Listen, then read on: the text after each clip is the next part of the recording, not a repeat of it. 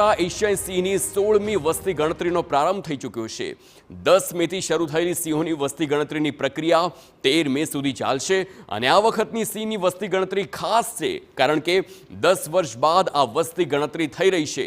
સામાન્ય રીતે દર 5 વર્ષે સિંહોની ગણતરી કરવામાં આવે છે, પરંતુ વર્ષ 2020માં કોરોનાના કારણે સિંહના જે વસ્તી ગણતરી હતી તે થઈ નહોતી શકી। છેલ્લા દાયકાઓથી દરેક વસ્તી ગણતરીના આંકડા મુજબ સિંહની વસ્તીમાં સતત વધારો થયો છે। છેલ્લી વસ્તી ગણતરીમાં 674 સિંહ નોંધાયા હતા અને આ વખતે તેમાં વધારો થાય તેવું પણ અનુમાન છે, કારણ કે વર્ષ 2006થી લઈને 20 સુધીમાં જે આંકડો છે તે લગભગ ડબલ થયો હોય તે પ્રકારના આંકડા જોઈ શકાય છે અને આ વસ્તી ગણતરી પણ હવે શરૂ થઈ છે।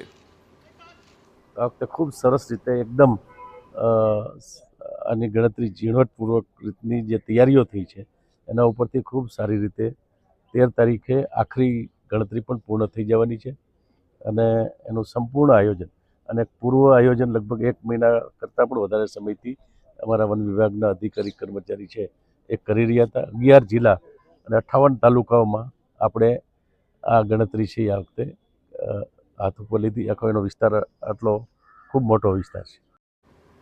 તો સિંહની વસ્તી ગણતરી ઝીણવટપૂર્વક અને ચોકસાઈથી થાય એ રીતે વન વિભાગે આયોજન કર્યું છે। સૌરાષ્ટ્રના 11 જિલ્લાના 58 તાલુકાના 35,000 ચોરસ કિલોમીટર જે આખો વિસ્તાર જેમાં સિંહોની ગણતરી શરૂ છે, જેમાં આધુનિક ટેકનોલોજીનો ઉપયોગ થઈ રહ્યો છે, જેમાં સિંહની વ્યક્તિગત ઓળખ કરવા 112 હાઈ રિઝોલ્યુશન કેમેરા સાથે જ કેમેરા ટ્રેપ્સ અને આ સાથે જ અલગ જે ટેકનોલોજીકલ સાધનો છે તેનો ઉપયોગ કરવામાં આવે છે। કેટલાક સિંહને રેડિયો કોલર પહેરવામાં આવ્યા છે, જેનાથી તે સિંહ તેમજ તેના ગ્રુપનું લોકેશન મેળવવામાં મદદ મળવામાં આવે છે। તો સિંહ અવલોકનના રિયલ ટાઈમ ડેટા એન્ટ્રી કરવામાં મદદરૂપ થાય તે માટે ગુજકો ફોરેસ્ટ એપ્લિકેશનનો પણ ઉપયોગ કરવામાં આવે છે।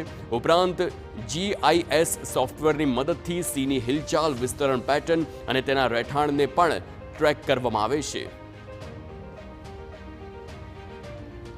ગણતરી પૂર્ણ થઈ જાય પછી માનનીય મુખ્યમંત્રી શ્રી આખરી જે આવશે એ જાહેર કરશે અને આપણે જોઈએ છીએ કે દર વર્ષે 5 વર્ષે વધારો થયો છે। છેલ્લા 2020માં તો જે રીતે વધારો થયો એનાથી 674 જેટલા સિંહો આપણે છે। આ વખતે પણ ખૂબ સારો એવો વધારો થશે।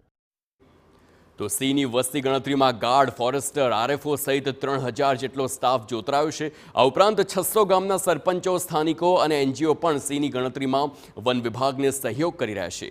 સિંહના વસવાટ ક્ષેત્રને વિવિધ ભાગોમાં વહેંચીને આ ટીમ પોતાના નકશા સાથે જે તે વિસ્તારમાં સિંહની ગણતરી કરી રહ્યા છે।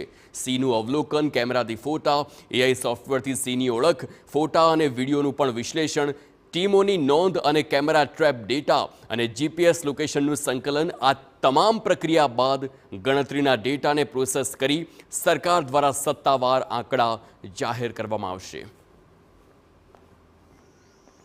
मोटी संख्या में हमारे सभी स्टाफ को लगाया गया है और 375 जितने अवलोकन केंद्र वस्ती गणतरी के स्थल जो है नक्की किए गए हैं और 3000 से ज़्यादा तमाम स्टाफ इसमें लगा हुआ है जो गिनती कर रहा है। आपको ये पता है कैसे होती है, ये आपको पता ही है कि डायरेक्ट बीट वेरिफिकेशन मतलब अपने तमाम सिंहों को देखा जाता है, उसकी फोटोग्राफी की जाती है, उसके लेटलॉन्ग लिए जाते हैं, उसके बाद हमारे जो कंट्रोल रूम है उसका विश्लेषण करके पूरी संख्या उसकी निकाली जाती है। सिंहनी वस्ती